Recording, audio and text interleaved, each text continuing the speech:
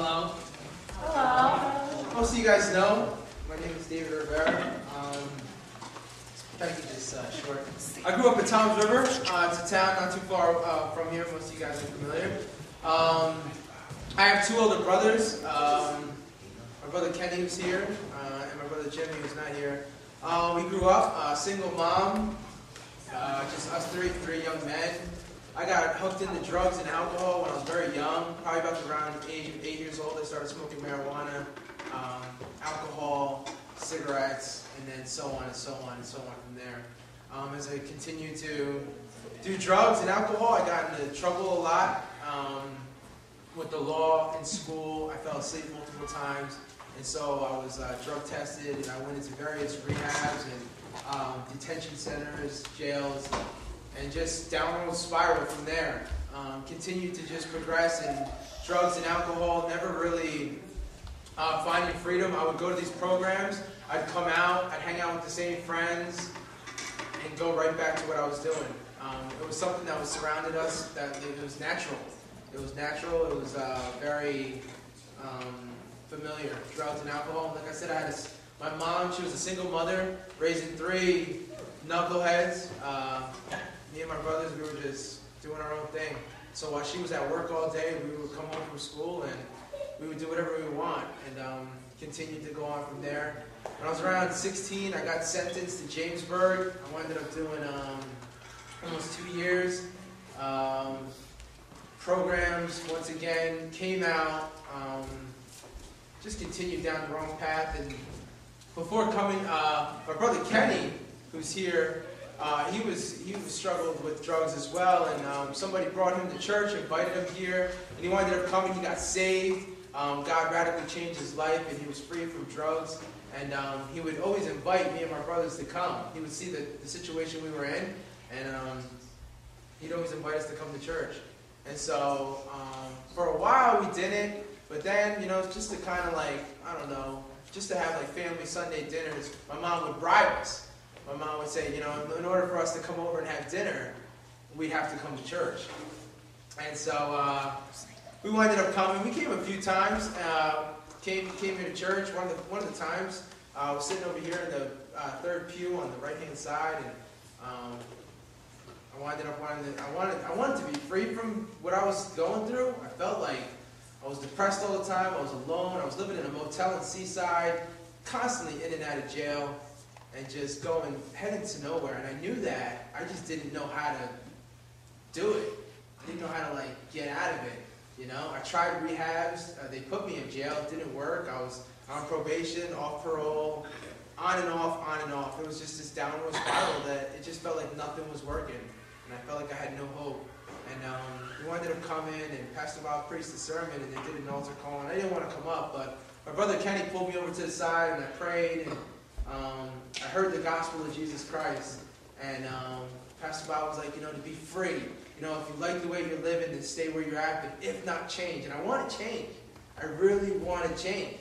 I just didn't know what to do, how to change. It's tough. And so my brother Kenny pulled me off to the side, and we prayed, and got all excited, and received Jesus Christ as my Lord and Savior, and went home, and, I ended up getting high, watching A&E videos on Jesus and stuff, and just continued to just not know what to do, And it wasn't short after that. I was driving with this girl, and we were driving through Lakehurst, and we got pulled over. I had a borough ordinance for unnecessary noise. They threw a party in this house, and I got a borough ordinance for unnecessary noise. And it was around the time of Thanksgiving, so when I got arrested, because I had a warrant, because it was a holiday, there was no court that week, so I wound up staying in jail for 10 days. And when court finally came, I was immediately released. As I was walking out of jail, my brother, who I was living with, was coming in. So we literally passed each other, leaving the county jail. And he winded up. Our hotel got raided, our room got raided, and he got picked up on warrants. And so as I was leaving, he was coming in. I went back to the motel, and within 5 minutes, it got raided again. Cops came in. They were looking for my brother Jimmy. It turned out to be 2 different townships. They arrested me for trespassing. My name wasn't on the motel. And and they threw me in jail. They released me within a couple of hours, but I ended up going home that night and just feeling like, oh, so sick of this. So sick of jail, so sick of just like this lifestyle I was living. And so I remember calling my mom, and she sent my brother and a gentleman named Pat to my motel room the next day. And they came, and they're telling me that, like, I need to change, I need to move on, I need to grow up, I need Jesus, I need him to be Lord over my life. And like I said, I wanted him, but I wanted him in my terms. I wanted to still get high. I wasn't fully ready to surrender what was being asked of me. And so after a while of just kind of going nowhere, they decided to pray for me. And my brother Kenny prayed a powerful prayer, and he ended up asking God to just like ruin my life. That God would remove everything in my life and leave me with nothing but him. And as he was praying that prayer, the hotel manager came knocking on the door and said that the police department said that I had to leave, that I was no longer welcome at the hotel. My name wasn't on the sheet, and that I needed to leave. And so I got kicked out right then and there. And even in the midst of all that, I didn't want to see God in that. And so they even helped me pack up my stuff. We went to my mom's house.